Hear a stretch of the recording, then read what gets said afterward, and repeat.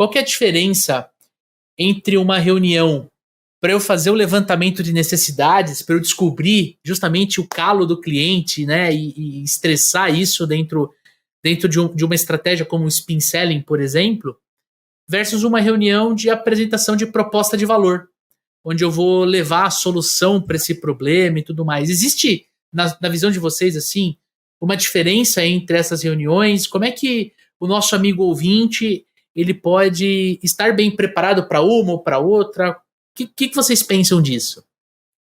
Olha, eu acho que na minha visão, quando você vai fazer essa reunião de briefing, você já tem que ir para essa reunião já preparado para já apresentar a tua proposta de valor ali. O cliente já tem que sair ali dessa reunião de briefing com o pensamento de que você é a solução do problema dele. Não dá para a gente deixar essa reunião, não dá para a gente deixar isso para depois, sabe? Então, enquanto você está entendendo a necessidade do cliente, você já vai ir reafirmando, né, e mostrando o quanto é a tua solução que pode resolver esse problema. E para isso, não demanda você ter muito tempo de reunião. Você pode fazer as duas coisas em uma reunião rápida.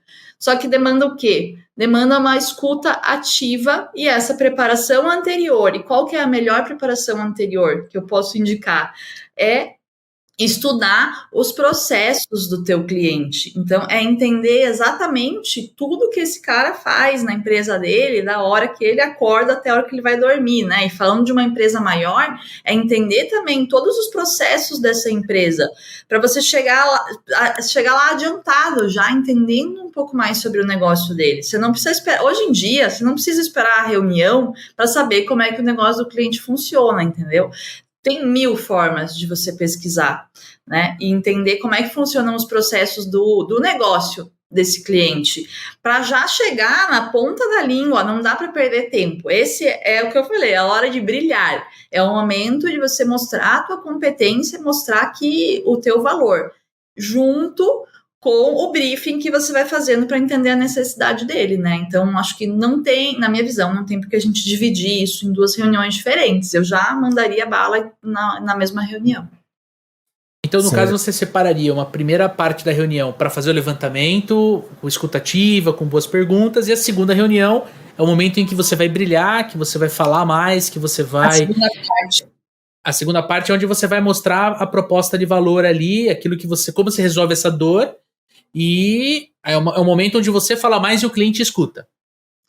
Eu gosto muito daquela técnica do backtracking. O que é o backtracking? É você pegar a resposta que o cliente te deu, e você, em cima dessa resposta, já afirmando, quase que conferindo se você entendeu bem, mas, certo, obviamente, frisando ali a tua solução. Então, por exemplo, o cliente vai te contar o problema lá da vida dele. No caso de um cliente de uma vez, ele vai dizer, olha, eu tenho um problema porque as pessoas mandam mensagem no WhatsApp, um advogado, mandam mensagem no meu WhatsApp enquanto eu estou em reunião e aí eu levo muito tempo para responder. Puxa, fulano, então você acaba perdendo novos clientes porque você demora muito para responder no WhatsApp. É isso que acontece com você? Veja, ele vai dizer, exatamente, é isso que acontece. Pois é, nesse ponto aqui, que o meu trabalho como assistente virtual vai te salvar, você não vai mais perder esses clientes, porque eu vou poder responder eles ali naquele momento. E aí você já emenda para a tua próxima pergunta do teu briefing ou da tua qualificação.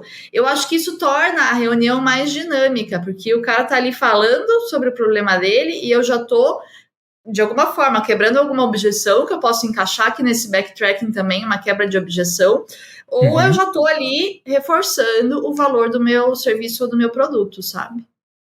Perfeito. Tem alguns processos mais longos, né, de algumas vendas um pouco mais consultivas, talvez, complexas e tal, que pode ser difícil de você fazer uma apresentação de proposta no mesmo dia, né? Inclusive porque as reuniões de levantamento de necessidade tendem a ser mais longas, né? Então, assim, eu sou um fãzaço de reunião de levantamento de necessidade, né? Eu adoro a reunião de levantamento de necessidade. Número 1, porque é uma reunião que você quase não vende, né? É uma reunião que você não está lá para vender, você está lá para ajudar, entender necessidade e se colocar à disposição para ajudar a resolver um problema, né? Você vai cobrar isso numa próxima reunião. O que eu acho extremamente importante numa reunião de levantamento de necessidade? Você fazer as perguntas corretas, né? Você conseguir levantar a necessidade e você demonstrar capacidade suficiente para lidar com o problema que o cliente está trazendo, né? Então, assim, você começa a fazer pergunta ali, você começa a identificar aquele monte de problemas, você começa a ver a expectativa do cliente, não sei o quê. É legal que você comente de algum case parecido que você já resolveu. É legal que você dê alguma dica valiosa para o cliente, que ele já saia resolvendo uma parte do problema, né, na semana mesmo. Fala, caramba, putz, aquele cara me deu uma dica ali, né, que salvou minha vida e tal. Isso deixa a pessoa animada para a próxima reunião. Porque se você vem e faz só uma entrevista, né? Ah, não, já tenho tudo que eu preciso, muito obrigado, nos falamos em breve. O cara fala assim, porra... Ela não volta depois para receber. Meu tempo, né? Fui interrogado, parece que eu sou, né, testemunha de crime, sei lá o que aconteceu, né? Porque o cara não me falou absolutamente nada, só fez pergunta, pegou o caderninho dele e foi embora. Né? Então, é muito importante que você, na reunião de levantamento de necessidade, se conecte adequadamente com o cliente, né? Crie uma sensação para o cliente de que ele está conversando com uma pessoa que consegue resolver o problema, né? Demonstração de capacidade. Você identifique os problemas-chave que o cliente precisa ter resolvido, né?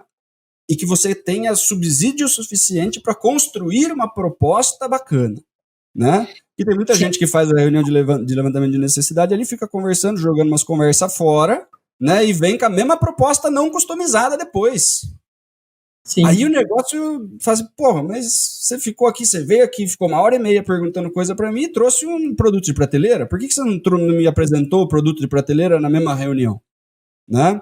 Então é importante que você use a próxima reunião ligada uma na outra, que você customize a proposta, e daí na próxima reunião você sai um pouco do papel de pessoa ali super ouvidos e tal para uma apresentação, né? A reunião de apresentação de proposta, você sai do papel de psicólogo ali e você entra num showman ali que precisa fazer uma apresentação de uma proposta que o cara fique com vontade de comprar, né? São duas personalidades ali, uma em cada reunião. Eu prefiro a reunião de levantamento de necessidade, né? Porque eu consigo me conectar melhor ali. Muitas vezes você já percebe que o cara vai comprar de você pela reunião de levantamento de necessidade, né? Sim. Eu acho que a gente está usando um mesmo termo aqui de maneiras diferentes, porque, Leandro, quando você me falou de proposta de valor, eu pensei na proposta de valor nos benefícios do serviço, e não numa proposta, um orçamento com o preço, tá? Uhum. Então, realmente, nesse caso, são reuniões diferentes. Mas tem muita gente que consegue fazer tudo na mesma, né? Tem processos mais simples e mais enxutos que você consegue fazer o levantamento e já apresentar o valor do investimento. Né? Mas agora, falando dessa parte de apresentar o preço, realmente é uma outra reunião, mas olha só, eu plantei na reunião de levantamento, eu já plantei todas as sementinhas da minha venda, para quando eu apresentar o preço, o cara falar, opa, eu até achava que ia ser mais, de tanto que na reunião de levantamento eu mostrei o valor, eu mostrei a minha proposta de valor, né? Falando, lembra do Canva de proposta de valor, né? Eu mostrei tanto o meu valor que a hora que eu mostrar o preço, ele vai falar, nossa, eu achava que era mais caro. Perfeito. Essa é a melhor sensação que tem, né, Dani? Porque você conseguiu gerar valor suficiente, né? A expectativa dele era que o valor seria mais alto, né? E a reunião de proposta, né? A reunião de proposta de valor, quando você vai apresentar mesmo ali, né, a sua solução, o seu preço e tudo, também é importante que você esteja preparado. A gente está falando de preparação para uma reunião de vendas, né? Na de levantamento de necessidade, você precisa ter um mínimo de pergunta, você precisa ter um pouquinho de noção do que é a empresa, do que é o profissional que você vai conversar, para você ter as perguntas adequadas, você não sair do absoluto zero ali fazendo pergunta que está no site da empresa, né? Então, se você faz uma lição de casa, a pessoa percebe que você fez a lição de casa e ela fica mais animada. Pô, tô tratando com um profissional, né? Se a reunião é uma reunião de apresentação de proposta, eu já vi também muito vendedor pecando aqui, tá? Ele acha porque ele conseguiu agendar a reunião de apresentação de proposta, ele tá na cara do gol. Né? Se a reunião de levantamento de necessidade vai muito bem, as pessoas são abertas, responderam bem as perguntas, o cara fala assim, pô, essa daqui tá fácil, Lê, essa aqui tá fácil. Né? Ele chega na reunião de apresentação de proposta, muitas vezes, né, com aquela, pô, tá ganho, esse aqui é meu, e não sei o quê, e ele encontra dificuldade ali, porque já fizeram outras reuniões de levantamento de necessidade depois da sua, né, já estão defensivos porque vai vir uma conversa de budget. Antes estava todo mundo amiguinho, a gente tá só conversando, ninguém tá querendo vender nada para ninguém. Agora eu sei que você vai assumir o papel de vendedor, eu vim com o compras. E o compras vai dificultar a minha vida. E muitas vezes eu chego para apresentar uma proposta, eu acho que tô arrasando, e a primeira coisa que o cara fala assim, ó, não, eu tô com uma proposta que é metade do preço. Ou eu tô falando com um fulano de tal, né, e ele falou para mim que isso aí não funciona. Por exemplo, se você não está nem um pouco preparado para lidar com uma reunião difícil, quando eu falo reunião difícil é o quê? Você está indo para uma reunião de apresentação de proposta. O que pode dar errado? Quais são as objeções que eu posso sofrer? É lógico que temos que ter confiança de que queremos fechar, né? Pensamento de tudo que pode dar certo. Mas eu preciso estar preparado para lidar com dificuldade. Eu não posso simplesmente torcer para que a dificuldade não exista. Né, Lê? Exatamente. Eu tomo uma na canela ali, que nem o artilheiro que vem empolgado pro jogo. Primeira oportunidade, o zagueiro levanta o cara 3 metros de altura. O cara some da área, o cara não faz mais nada, ficou pianinho, ficou desse tamanho aqui, né? E a gente não pode permitir que isso aconteça com a gente numa reunião.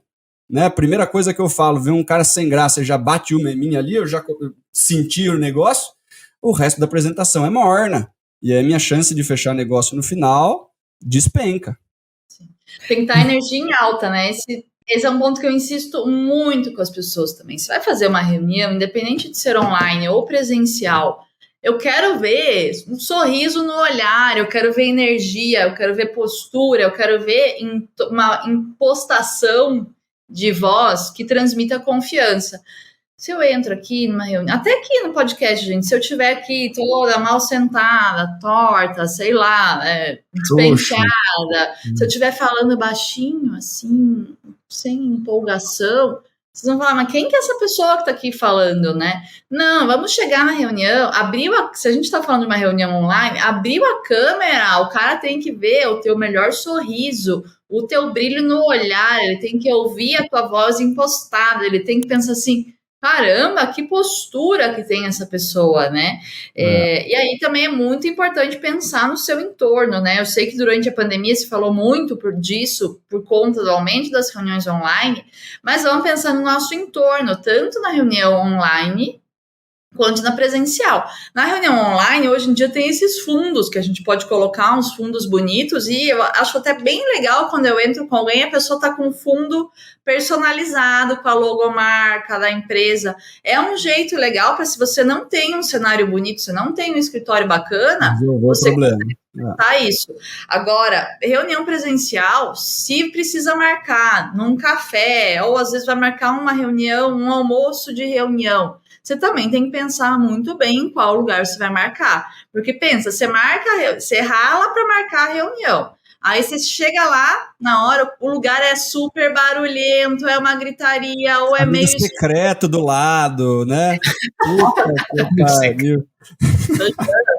então tem que pensar mesmo nessa reunião tão bem quanto a gente pensa às vezes num primeiro encontro romântico, né? Aonde que eu vou levar essa pessoa? Se você não tiver um lugar fixo ou se você não for até a empresa dela, né?